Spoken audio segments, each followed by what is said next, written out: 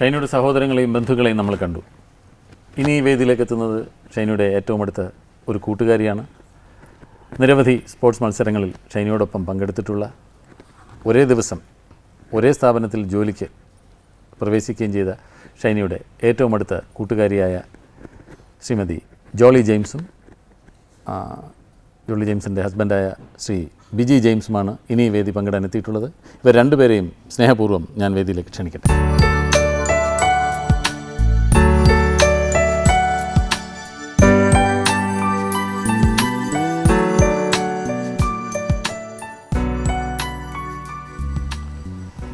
ഷൈനി പറഞ്ഞു ഒരേ സമയത്ത് അല്ലേ ട്രാക്ക് ലോഡ് ഒക്കെ ചെയ്തിട്ടുള്ള എത്ര മത്സരങ്ങളിൽ ഒന്നിച്ചൊക്കെ പോയിട്ടുണ്ട്? എൻ്റെ ഇവൻ്റാണ്, ത്രോസ് ആണ് എൻ്റെ ഇവൻ്റ്. ഞാനൊരു 25 വർഷത്തോളമുള്ള ഞങ്ങൾ പരിചയമുണ്ട്.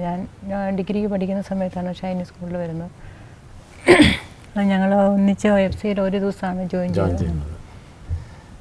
FC ജോയിൻ ചെയ്തതിന് ശേഷം ഷൈനി നല്ല തടിയൊക്കെ വെച്ചിട്ടുണ്ട്. പക്ഷേ ജോലിക്ക് അത്രയും ഒരു FC ജോയിൻ ചെയ്ത ഒരു തടി കാണുന്നില്ല. ഷൈനിയാണ് FC കൂടുതൽ ബെനിഫിറ്റ് എടുക്കുന്നത്. ജോലി ഇവിടെ ട്രിവാൻഡ്രത്ത് തന്നെ. അതോ ഇനി തമിഴ്നാട്ടിലായതിൻ്റെ ആണോ ഇത്രയും കൂടുതൽ ബെനിഫിറ്റ് കിട്ടുന്നതെന്ന് അറിയില്ല അല്ലേ? ശരിക്കും കല്യാണം കഴിഞ്ഞപ്പോൾ ജോലി പിന്നെ ജെയിംസ് സ്പോർട്സ് രംഗത്തുള്ള ആളല്ല അല്ല. എന്നിട്ടും പിന്നെ സ്പോർട്സ് രംഗത്തുള്ള ഒരു ജോലിയോട് അങ്ങനെ ഇഷ്ടം തോന്നാണ് കല്യാണം നടക്കാൻ കാരണം എന്താണ്?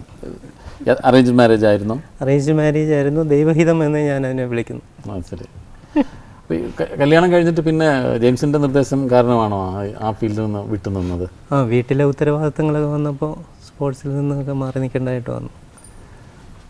അതല്ല, കണ്ടിന്യൂ ചെയ്യായിരുന്നെങ്കിൽ കുറച്ചുകൂടെ കൂടുതൽ റെക്കോർഡുകൾ സ്ഥാപിക്കാനോ അതല്ലെങ്കിൽ ആ രംഗത്ത് ഒന്നും കൂടെ ഉയർന്ന നിലവാരത്തിലേക്ക് എത്താനൊക്കെ സാധിക്കുമായിരുന്നില്ലേ? ഇപ്പോൾ അങ്ങനെ തോന്നുന്നുണ്ട്. അന്ന് അത്ര ചിന്തിച്ചില്ല. ഇപ്പോൾ അതിൽ റിപ്പീറ്റ് ചെയ്യുന്നുണ്ട്. ജോലിക്ക് അങ്ങനെ തോന്നിയിട്ടുണ്ട്? അത് എനിക്ക് തോന്നിയിട്ടില്ല. ആവശ്യത്തിനുള്ളത് ചെയ്തു എന്നുള്ളതാണ് എൻ്റെ തോന്നുന്നത്.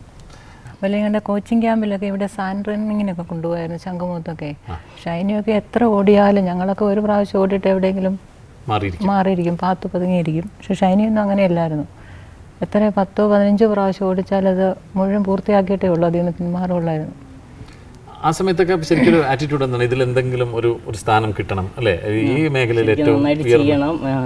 കോച്ചസ് പറയുന്നതിനേക്കാളും കൂടുതലേ ചെയ്യുള്ളൂ. ഒരു റെപ്പറ്റീഷൻ, ഇത്ര റെപ്പറ്റീഷൻ പറയും. ഞാൻ പറഞ്ഞാൽ കൂടുതൽ ചെയ്യാൻ നോക്കും.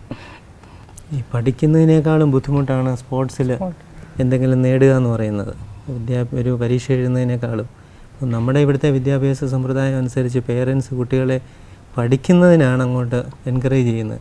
രാവിലെ 5 മണിക്ക് ട്യൂഷൻ കൊണ്ടുവിടുന്ന പേരൻസിന് എനിക്കറിയാം, വൈകുന്നേരം 8 മണിക്കാണ് ആ കുട്ടി വീട്ടിൽ വരുന്നത്. ആ ഒരു രീതിയിൽ നമ്മുടെ പേരൻസിൻ്റെ ഒക്കെ ആക്ടിവിറ്റീസ് അങ്ങ് തിരിഞ്ഞു പോവുകയാണ്. സ്പോർട്സിനോടൊക്കെ ഉള്ളൊരു താല്പര്യം പേരൻസിൻ്റെ ഭാഗത്തുനിന്നും ഇല്ലാതായിട്ടുണ്ട്, കുറയുന്നുണ്ട്. തൻ്റെ കുട്ടി ക്ലാസ്സിൽ ഫസ്റ്റ് റാങ്ക് ആണ് അല്ലെങ്കിൽ സെക്കൻഡ് റാങ്ക് ആണെന്ന് പറയുന്നതിനാണ് കൂടുതലൊരു അഭിമാനം കണ്ടെത്തുന്നത് അല്ലേ?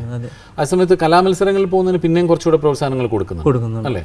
മാഡം, ലേഡീസിന് വേണ്ടി ഒരു പ്രത്യേക അക്കാഡമി തുടങ്ങിക്കൂടെ? ഇപ്പോൾ ലേഡീസിന് വേണ്ടി ലേഡീസ് ഉള്ളി എന്ന് പറയുന്ന പോലെ ഓൾറെഡി ഇപ്പം ഉഷ തുടങ്ങിയിട്ടുണ്ട്. അപ്പോൾ ഷൈനിക്ക് അങ്ങനെ അടുത്ത ഭാവിയിലൊന്നും അങ്ങനെ ഒരു കോച്ചിങ് തുടങ്ങാനുള്ള ഒരു കഴിഞ്ഞിട്ട് തുടങ്ങണമെന്നുണ്ട്. പക്ഷേ വിൽസൺ എൻ്റെ അടുത്ത് പറയേണ്ടായി, വിൽസന് അങ്ങനെ ഒരു സ്വിമ്മിങ്ങിന് പ്രത്യേകം കോച്ചിങ് നടത്തുന്ന വിൽസൻ്റേതായ ഒരു സ്വിമ്മിംഗ് പൂളും അതിൽ സ്വിമ്മിങ്ങിന് താല്പര്യമുള്ള കുട്ടികളെ പ്രൈവറ്റായി തന്നെ കോച്ച് ചെയ്ത് ഒരുപാട് സ്വിമ്മിങ് താരങ്ങളെ വളർത്താനുള്ള ഒരു ശ്രമം വിൽസൻ്റെ ഭാഗത്തു നിന്നും ഉണ്ടായിക്കൊണ്ടിരിക്കുന്നുണ്ട് അല്ലേ? അടുത്ത മേഡം ഇനി ട്രാക്കിൽ ഇറങ്ങുമോ? അയ്യോ, 10-20 വർഷത്തോളം ഞാൻ സ്പോർട്സിൽ ഓടി. ഈ പ്രാക്ടീസൊക്കെ നടക്കുന്ന അത് ആ കാലഘട്ടം വളരെ ടഫല്ലേ? അത് പെൺകുട്ടികൾക്കൊക്കെ വളരെ ബുദ്ധിമുട്ടുള്ള ഒരു. ഞങ്ങളൊക്കെ കുറേ ശരിക്കും രാവിലെ ഒരു ദിവസം ഒരു 20 കിലോമീറ്ററോളം ഓടുമായിരുന്നു ആ ടൈമിൽ, സ്പോർട്സ് ചെയ്യുന്ന ടൈമിൽ. ഒരു മോർണിംഗ് 3.5 hours, ഈവനിങ് 3.5 hours, 7 മണിക്കൂറോളം ഡെയിലി. ശരിക്കും 5 മണിക്ക് 5:30 എഴുന്നേറ്റിട്ട് 6 മണിക്ക് ഗ്രൗണ്ടിലെത്തണം. 6 മണി ഒരു 2 മിനിറ്റ്സും കൂടെ ലേറ്റായി അസംബ്ലി സ്റ്റാർട്ട് ചെയ്യും. കോച്ച് ഭയങ്കരമായിട്ട് വഴക്ക് പറയും.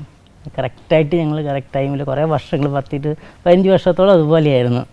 ഇപ്പോഴാണ് ശരിക്കും ലൈഫ് ഒന്ന് ചെയ്ത് കിടന്ന് നേരം പോലത്തൊന്ന് ശരിക്കും ഉറങ്ങുന്നതൊക്കെ. പിന്നെ ഒരിക്കലും ട്രാക്കിലേക്ക് വലിച്ചഴക്കരുത് എന്നാണ് പറയുന്നത് അല്ലേ?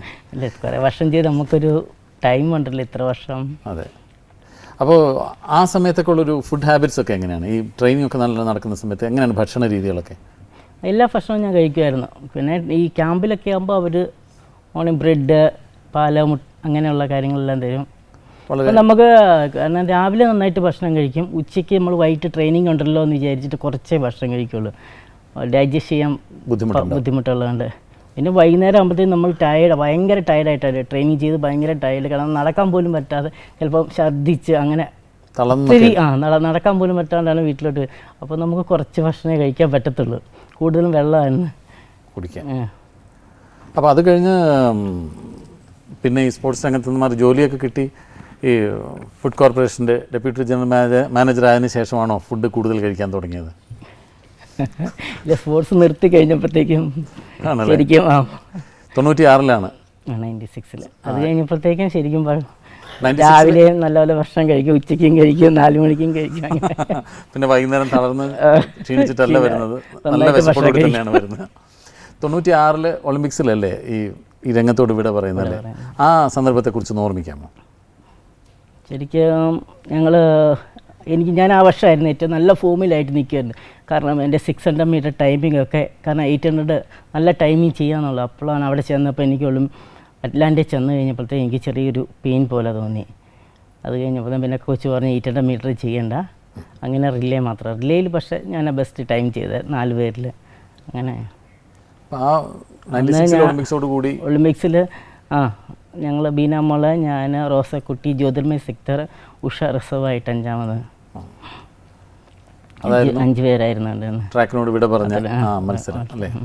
ഈ ഉഷയുടെ കാര്യം പറഞ്ഞപ്പോൾ ചോദിക്കുകയാണ്, നമുക്ക് സ്വന്തം ജീവിതത്തിലുണ്ടായ ഒരു വളരെ വിഷമിപ്പിക്കുന്ന ഒരു അനുഭവമായിരുന്നല്ലോ അല്ലേ? വളരെ ചെറിയൊരു പോയിന്റിന് ഉഷയ്ക്ക് 84 ഒളിമ്പിക്സിന് മെഡൽ നഷ്ടപ്പെട്ട് ഞങ്ങൾ എല്ലാവർക്കും ഭയങ്കര, കാരണം നമ്മൾ മെഡൽ കിട്ടിയെന്ന് തന്നെയായിരുന്നു പ്രതീക്ഷിച്ച ആ വർഷം. ശരിക്കും അതെന്തായിരുന്നു സംഭവിച്ചത്? ജസ്റ്റ് ഉഷ ഒന്ന് വീണായിരുന്നെങ്കിൽ ശരിക്കും മെഡൽ ഉറപ്പായിരുന്നു. ഫിനിഷിങ് ജസ്റ്റ് ഞങ്ങൾ വിചാരിച്ചു ഉഷയ്ക്ക് തന്നെയായിരിക്കും ബ്രോൺസ് മെഡൽ എന്ന് വിചാരിച്ചത്, പക്ഷേ 4th ആയിപ്പോയി. അപ്പോൾ വളരെ ഫ്രാക്ഷൻ ഓഫ് എ സെക്കൻഡിനാണ് മെഡൽ നഷ്ടപ്പെട്ടത് അല്ലേ? പിന്നെ ഈ സ്പോർട്സ് രംഗത്ത് ഇനി ചോദിക്കാനുണ്ടോ? ചോദിച്ചത് മാഡം, തോമസ് സാർ പറഞ്ഞു സ്പോർട്സ് താരങ്ങൾക്ക് വേണ്ടിയിട്ട് ഗവൺമെൻറ് ധാരാളം പ്രോത്സാഹനങ്ങൾ നൽകുന്നുണ്ടെന്ന് പറഞ്ഞു. പക്ഷേ ആലപ്പുഴക്കാരിയായ ഒരു സ്പോർട്സ് താരം സാമ്പത്തിക ബാധ്യത മൂലം ആത്മഹത്യ ചെയ്തില്ലേ? ഇപ്പം ഈ സ്പോർട്സിന് നൽകുന്ന പ്രോത്സാഹനങ്ങൾ അർഹതപ്പെട്ടവരുടെ കയ്യിലെത്തുന്നുണ്ടോ? അർഹതപ്പെട്ടവർക്ക് തന്നെ കിട്ടുന്നുണ്ട്. നാഷണൽസ് മെഡലുള്ള അവർക്ക് ആ കുട്ടികൾക്ക് തന്നെയാണ് പ്രൈസ് കൊടുക്കുന്നത്. കാരണം ഈ ഗവൺമെൻറ് അത് കുറച്ച് ലേറ്റായിപ്പോയി പൈസ കൊടുക്കാൻ. അതെ, സ്കൂളിൽ നിന്ന് ഇപ്പോൾ ചിലപ്പം ഈ റെസിഡൻഷ്യൽ സ്കൂളിൽ നിന്നോ അല്ലെങ്കിൽ അങ്ങനത്തെ മാനേജ്മെൻറ്റ് സ്കൂളിൽ നിന്നോ കുട്ടികൾ സ്പോർട്സിന് പോകുമ്പോൾ അവർ അങ്ങനത്തെ സ്കൂളുകൾ ചിലപ്പോൾ കുട്ടികൾക്ക് അറ്റൻഡൻസ് നൽകാറില്ല. അതിൻ്റെ കുറവ് മൂലം ചിലപ്പോൾ പരീക്ഷകൾ രജിസ്റ്റർ ചെയ്യാൻ പറ്റാറില്ല. അങ്ങനെ സംഭവിക്കുന്നുണ്ട്. അപ്പോൾ അതിന് എന്താണ് ചെയ്യേണ്ടത്? ഈ സാധാരണ സ്കൂളുകളിൽ നിന്നൊക്കെ ഇതുപോലെ അത്ലറ്റിക് മീറ്റിനൊക്കെ പോകുന്ന ആ ദിവസങ്ങളിൽ പോലും അവർ ആബ്സെന്റ് മാർക്ക് ചെയ്തിട്ട് കുട്ടികളുടെ അറ്റൻഡൻസിൽ കുറവ് വരും. സാധാരണ സ്പോർട്സിന് പോയ സാധാരണ അറ്റൻഡൻസ് കൊടുക്കാറുണ്ട്. സാധാരണ മിക്ക സ്കൂളുകളിലും ഞാൻ കൊടുക്കാറുണ്ട്. സാധാരണ നിങ്ങളെപ്പോലുള്ള ആളുകളുടെയൊക്കെ എന്തെങ്കിലും പ്രസ്താവനകളോ അതല്ലെങ്കിൽ നിങ്ങൾ എന്തെങ്കിലും ഒരു ചെറിയ ശ്രമങ്ങളൊക്കെ അത് ചിലപ്പോൾ ഒരുപാട് കോൺട്രിബ്യൂട്ട് ചെയ്യും.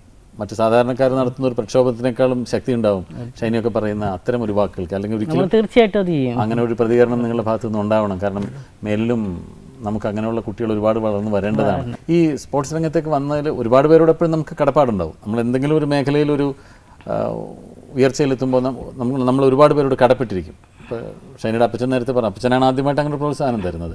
അപ്പച്ചനും അതല്ലെങ്കിൽ ശ്രീ കെ.പി. തോമസ് സാറും അല്ലെങ്കിൽ വിൽസണൊക്കെ കൂടാതെ പിന്നീട് അത്തരം കടപ്പാട് തോന്നിയിട്ടൊരു വ്യക്തി ആരാണ്?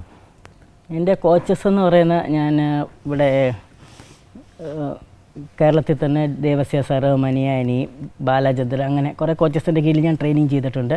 പിന്നെ ക്യാമ്പിൽ ചെന്ന് ശ്രീരാം സിംഗ്, ഹർഗോവിന്ദ് സിംഗ്, അങ്ങനെ കോച്ചസിനോട് എനിക്ക് കടപ്പാടുണ്ട്, എന്നെ ട്രെയിനിങ് ചെയ്യിച്ച് അവർ. പിന്നെ ഇവിടെ കേരളത്തിൽ എനിക്ക് എം കെ ജോസഫ് സാർ എനിക്ക് വേണ്ടി ഒത്തിരി ഹെൽപ്പ് ചെയ്തിട്ടുണ്ട്. DGP ആയിരുന്നു പുള്ളി. ഞങ്ങളുടെ അസോസിയേഷൻ്റെ സാറിൻ്റെ അസോസിയേഷൻ്റെ പ്രസിഡൻ്റായിരുന്നു, കേരള അത്ലറ്റിക് അസോസിയേഷൻ്റെ. പിന്നെ പത്രോസ് മത്തായി സാറ്.